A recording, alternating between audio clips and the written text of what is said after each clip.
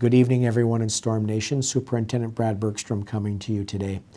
The reason why I am coming to you with this video is I want to let you know that as we begin to transition to a less restrictive model and bringing students back into our school buildings, I want to take the next 5 to 7 days and do some videos with you to kind of hit on some of the highlights of what's going on, what the plan is going to look like, as well as some things for everybody to be aware of as we look to come back in about a week or so. So that's the purpose for these videos, and I want to just take 1 or 2 subjects each night with these videos, and they'll be identified and labeled, so if you want to go back and look at them later, you certainly can. But just want to put in a couple of key topics each night, and we'll roll our way through, probably through the first part of when students do return, like the 21st of January is what I'm kind of thinking about. These videos will go through and doing one each night with a variety of different topics.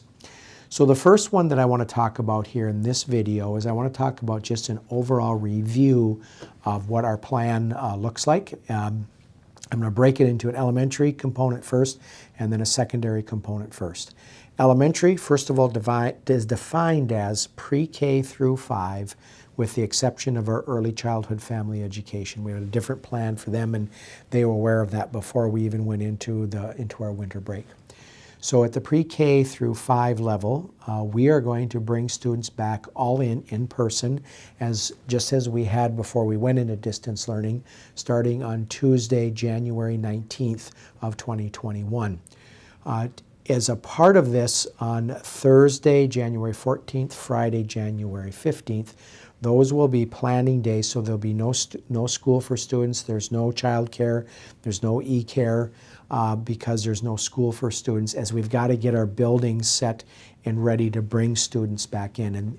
And these 2 days are required as laid out in the governor's safe learning plan, but we also need to make sure we have time to get transportation ready, time to get our buildings ready, etc., because we are very excited about seeing students back in our buildings.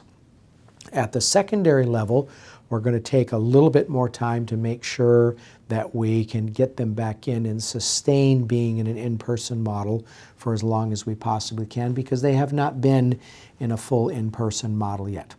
So it's going to be broken into 2 phases. Phase number 1 starts on January 19th, and that is we're going to be bringing our 6th through 12th graders, which is secondary, back in the form of a hybrid model. This is a model that we have some experience with, as that's what we were in prior to going to distance learning.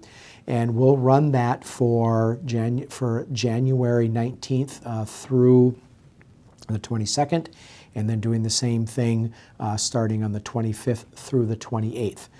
On Friday, January 29th, as well as Friday, January 15th, those will be the 2 planning days for the secondary level, again as outlined in the governor's safe learning plan. And we want to make sure that we get our buildings ready, we get our staff ready, everything is set and ready to go for our students. The plan is on Monday, February 1st, we're just going to bring in our 6th and 9th graders. This is a standard practice that we do as a district on the first day of school, is just bring in our 6th and 9th graders. They are new to our buildings. We want to make sure that they understand and have a day to get acclimated into the buildings. And then starting on Tuesday, February 2nd, then everybody will be back in, and hopefully we'll be able to keep students in for a long period of time. So again, reviewing the plan, elementary coming in all in person on the 19th, planning days on the 14th and 15th of January. Secondary, hybrid for 2 weeks starting on the 19th, taking January 15th as a planning day. Another planning day on the 29th, which is a Friday, so they'll have 2 4-day weeks, Tuesday through Friday, Monday through Thursday. Then starting on Monday, just our 6th and 9th graders. And then again on Tuesday, February 2nd, we bring everybody back in for what that's going to look like. We're going to be sharing some additional information with families in an update on, written update on January 12th. That'll include things such as transportation. It'll be talking about food service, some of those detail pieces that weren't included in the overall plan that got sent out to everybody after the board meeting on the 7th. Final piece I just want to make sure that I explain to everybody is in the governor's Safe Learning Plan, he talked about we got to do 3 grade levels at a time when you're bringing students back in.